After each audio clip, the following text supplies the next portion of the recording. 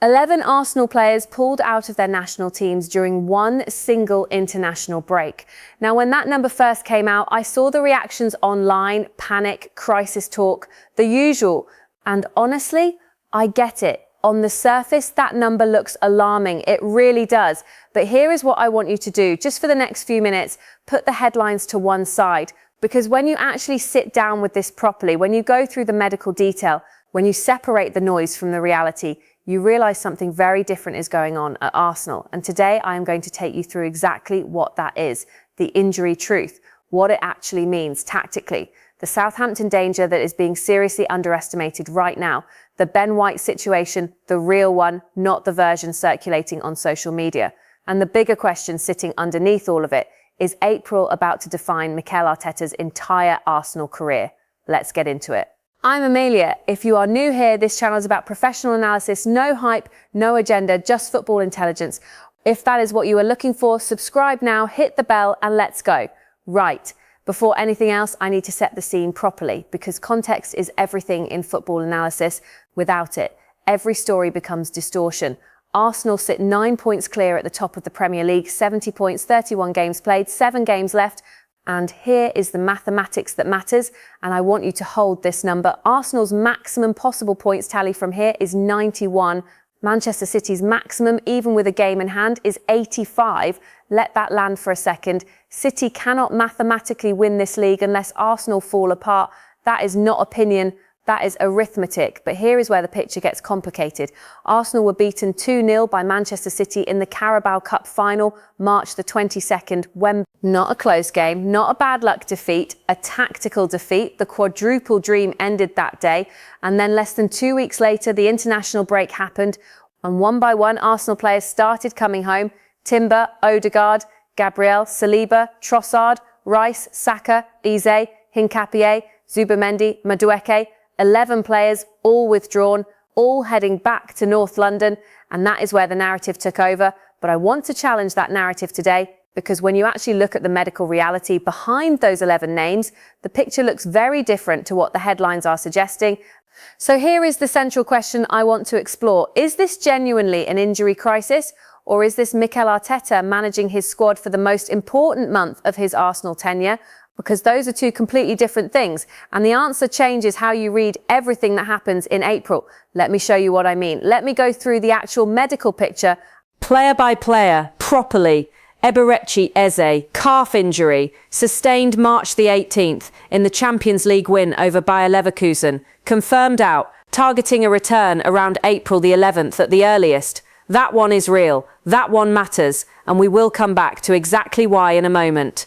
Noni Madueke. Now this one caught my attention straight away. He suffered a knee injury playing for England against Uruguay and was seen leaving Wembley in a knee brace. That is not a precautionary withdrawal. That is a genuine injury. His availability for Southampton looks doubtful. Sporting on the 7th is the more realistic target for his return. Martin Zubamendi, managing a knee issue. Reports suggested it was visible even during Spain training. Major doubt for Southampton. And again, we will come back to the tactical significance of that shortly. Now, here is where the picture shifts. William Saliba, ankle discomfort. The French Federation released an official statement saying he needed a minimum rest period of 10 days. 10 days? The international break is 10 days long. Think about that for a moment. That is not a coincidence. He is expected back for Southampton. Gabriel Magalhães knee pain reported after playing the full 90 minutes in the Carabao Cup final. Withdrawn from Brazil, described as precautionary, expected back for Southampton. Leandro Trossard, hip issue, precautionary, expected back for Southampton. Declan Rice. The FA confirmed he returned to Arsenal for medical assessment. He had already trained with the England squad before being released. Every indicator points to carefully managed rest rather than a genuine injury concern. Bukayo Saka, same story, joined the England camp late, released. Arteta has been open this season about managing Saka's workload, particularly through congested periods. Jurrien Timber, groin issue.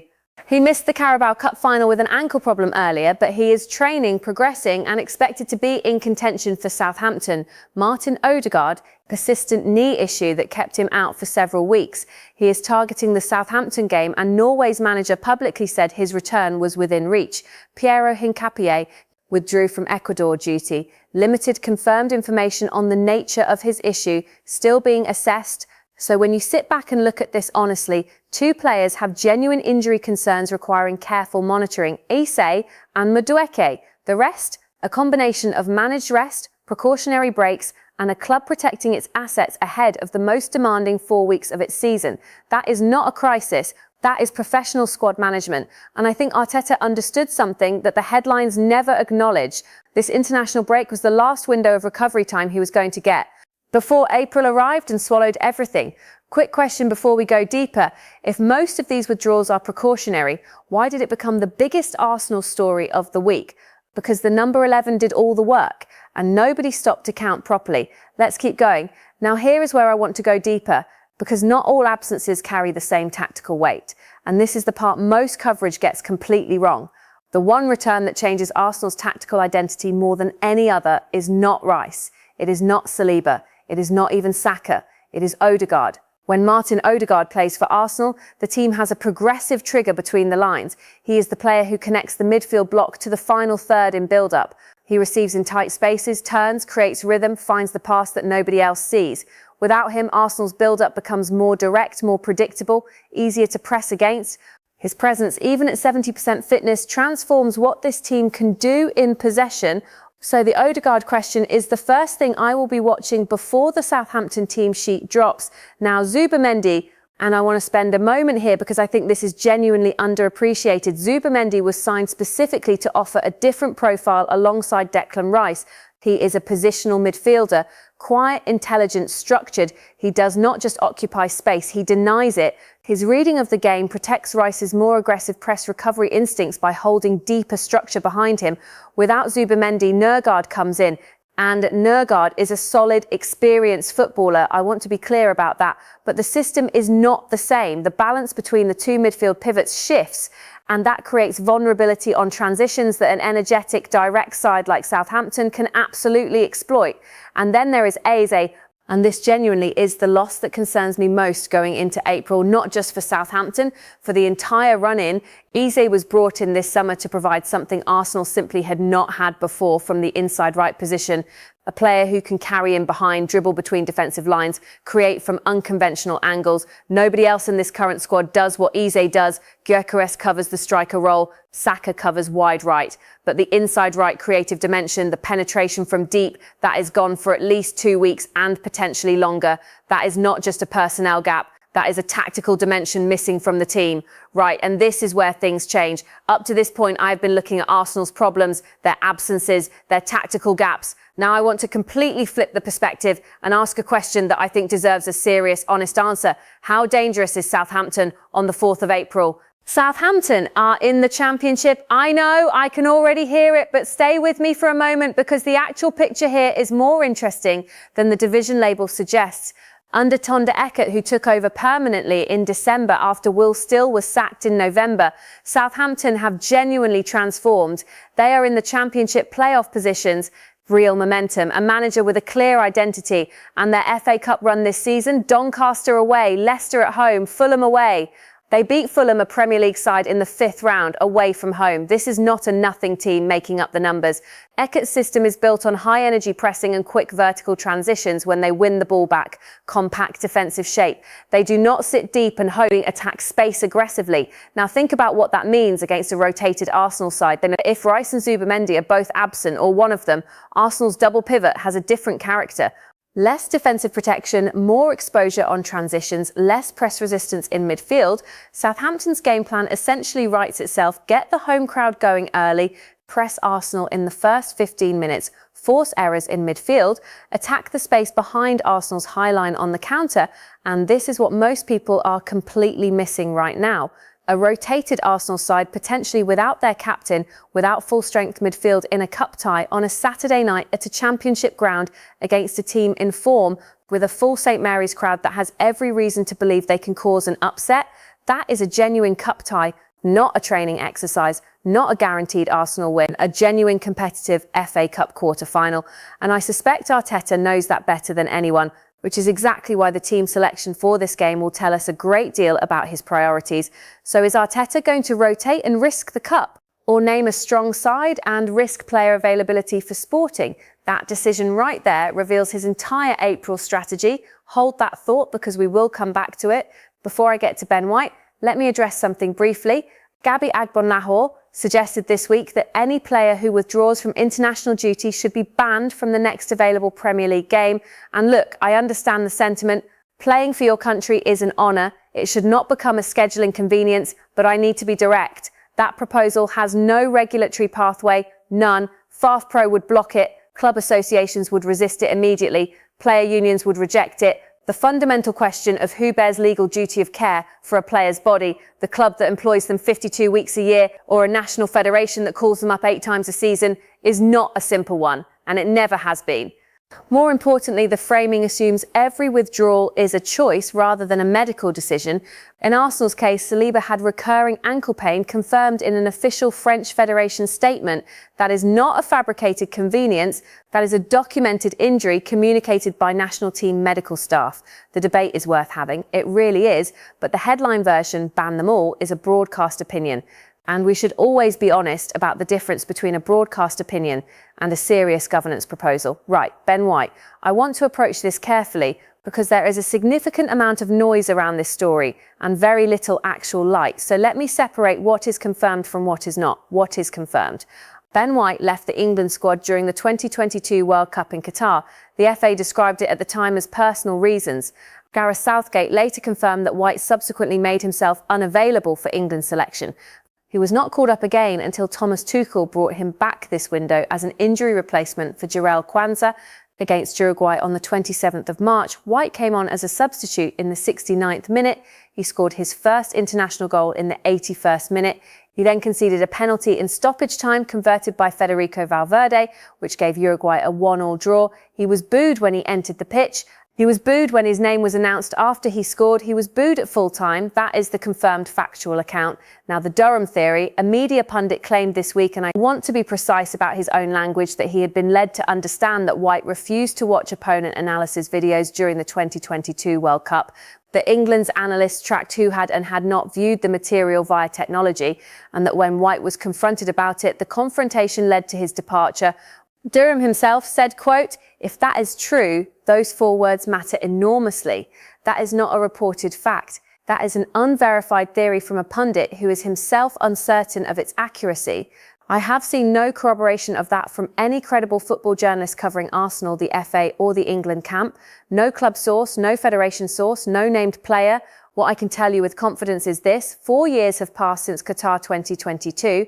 And there is still no definitive public account from Ben White, from the FA, from Arsenal, from Southgate that explains exactly what happened. And in journalism, when you have an information void that's significant, it usually means one of 2 things. Either the truth is complicated, or the truth is being carefully managed by multiple parties who have their own reasons to stay quiet.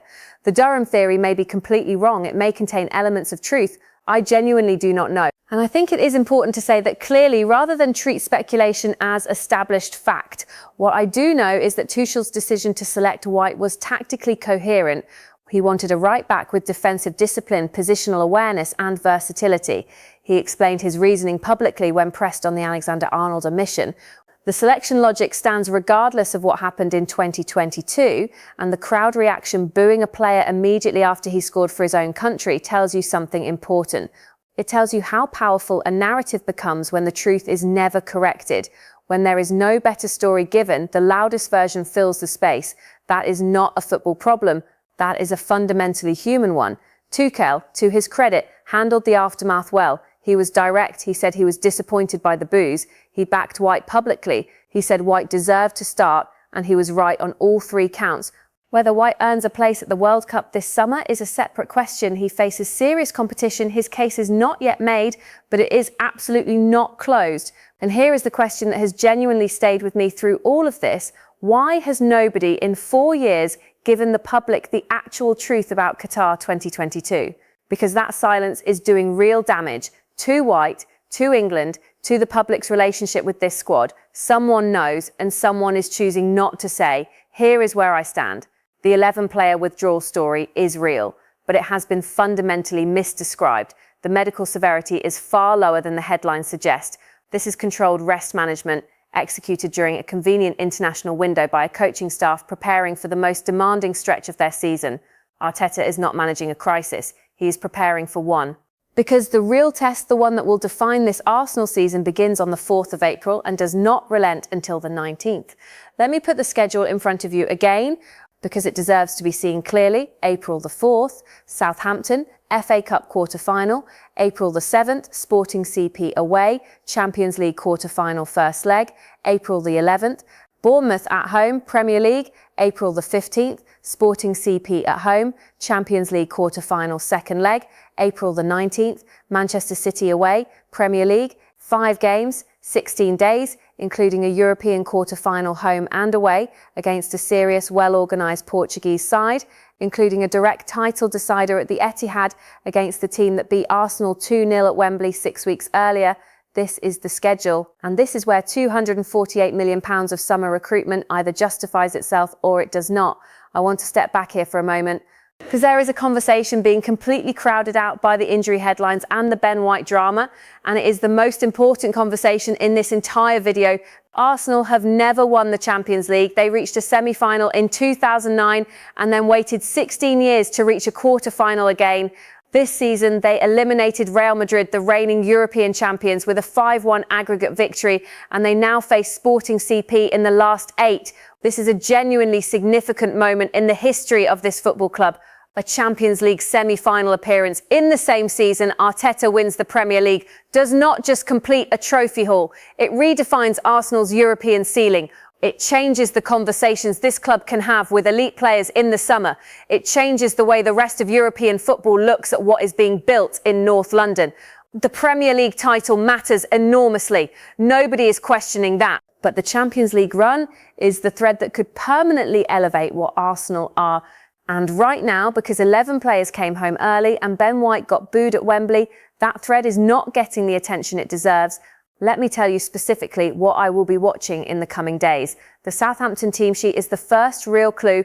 If Arteta rotates heavily, Gyökeres leads the line, Odegaard is rested, Rice does not start. That tells you the priority is Sporting. The FA Cup matters, but the European quarter-final is being treated as the more important stage. If Arteta names something close to his strongest available 11, Odegaard starts, Rice starts, Saliba and Gabriel both return. That tells you he believes his squad has the depth to compete across all 3 competitions simultaneously, that he trusts the infrastructure built around the first team. That decision reveals the coaching philosophy in real time.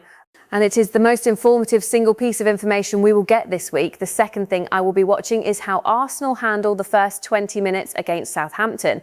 After the Carabao Cup final, where City exposed Arsenal repeatedly on the counter-attack, the question of press resistance and transition defence has not been publicly answered.